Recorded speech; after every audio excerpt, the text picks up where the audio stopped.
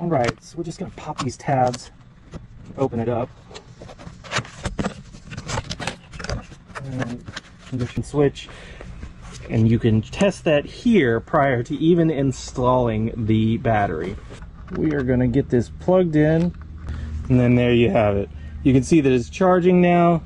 That's exactly what we want to see from this battery. That's awesome. That means we have a USB plug on the external end of all of this so that we can charge our phones while we are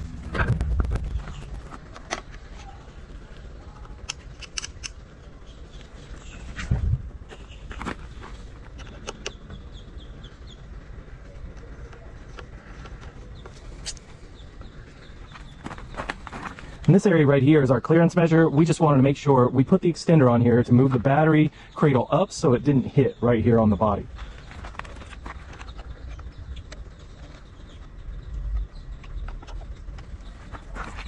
Excellent.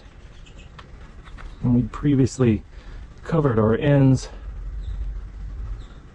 I just like to do this as a precautionary measure, just in case. And we'll go ahead and plug that in. Now we're going to check to see that the battery is on. It is. We'll turn it off.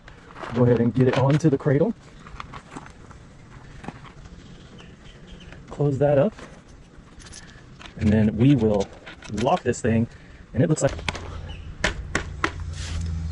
I'm happy with that install. Yes, sir. There we have it. This is a 48 volt, 35